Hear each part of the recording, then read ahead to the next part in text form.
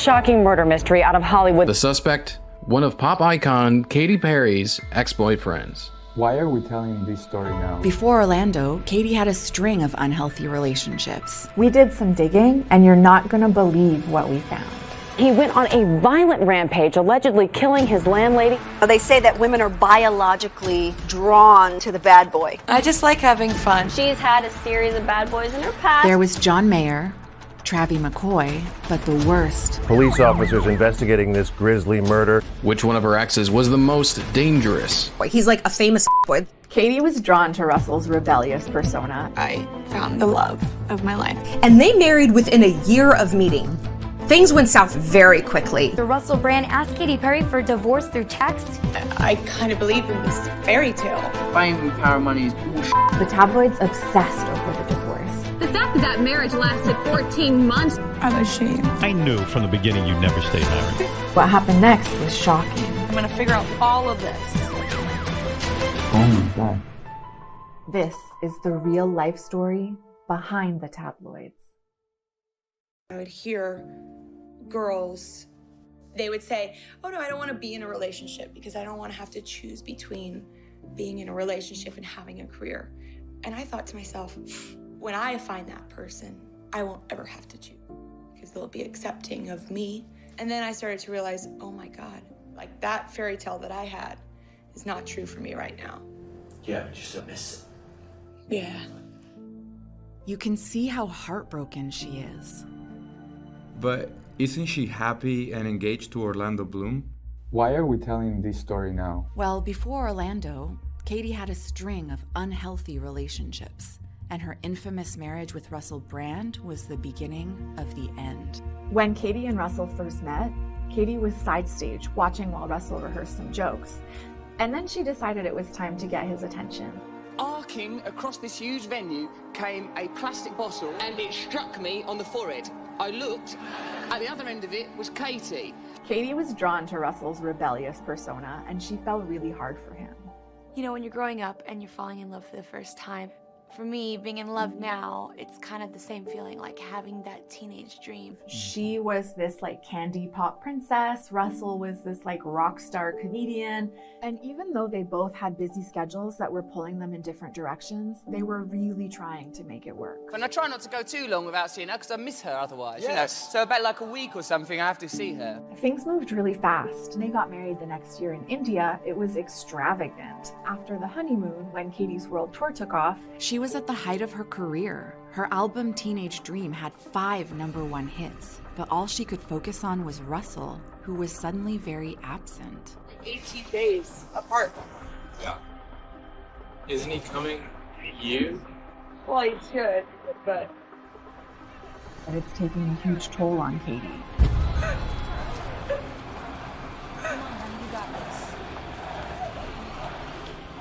But she was on a world tour. She had people depending on her, and she couldn't let everyone down.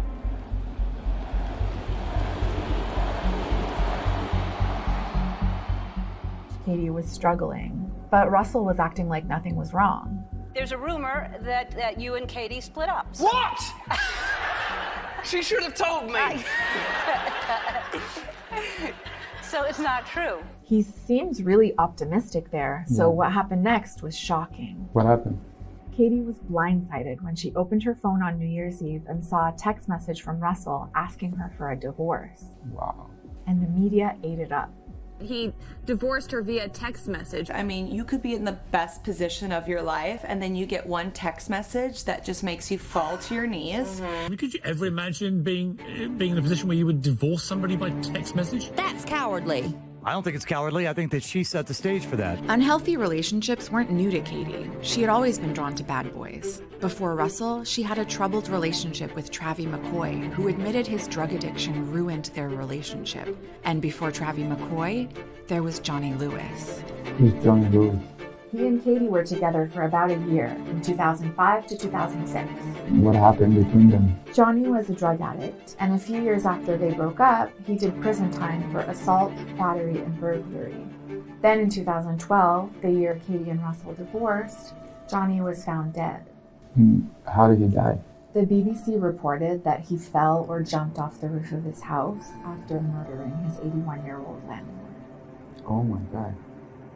After the divorce and Johnny's death, Katy had a string of short-term relationships that didn't really go anywhere. It's like all these things that you do to distract. You eat, you work, you get a new boyfriend. And then she met Orlando Bloom, who had just gotten divorced too. Their first date was a pretty different vibe from the one she had with Russell. When I met Katy, we both had bottles of apple cider vinegar because I said, wait, what have you got in your water? And she was like, apple cider vinegar. I was like, no! We're made for each other! This is it! He is the kindest man I've ever met, and he shows up and he is such an encouragement. Orlando was all about self-improvement, and he had a son, which really changed his perspective. What's your favorite thing about being a dad? Being a kid again. Like re-experiencing life on that level. He opened my heart in a way I never thought was possible. Probably the beginning of something that she actually needed. But Katy was in a totally different place in her life. A baby can't have a baby, and I'm still a baby. I am childlike, and that's how I operate, and that's how I express myself. Katy was sabotaging her chance at a healthy relationship with her childish behavior. He wasn't like falling for any of my bull anymore. And so I was like, well, I'm bored. And, this isn't exciting anymore. She had this healthy relationship in front of her, but she was bored by it. It's even more toxic. And when her next album, Witness, underperformed, it became too much for her to handle. I had broken up with Orlando. My expectations weren't met, and the world didn't want to hear from me anymore. I just couldn't get out of bed for weeks and became clinically depressed. The pattern wasn't going to change until she did. I'm gonna go deeper, and I'm gonna figure out what the hell is underneath all of this. I had to go on a journey to understand why I basically let someone else be responsible for my own happiness. And as Katy changed, Orlando came back. Do you think Orlando couldn't handle where you go in depression? Actually, the opposite. He's the only one that can handle it. I showed him all of it. I got help. I went deeper into therapy. I was able to do the work because mentally I was more stable. It allows us to see that by letting go of it may be familiar, but it's toxic and bad for you, then we can allow ourselves to truly receive what we need.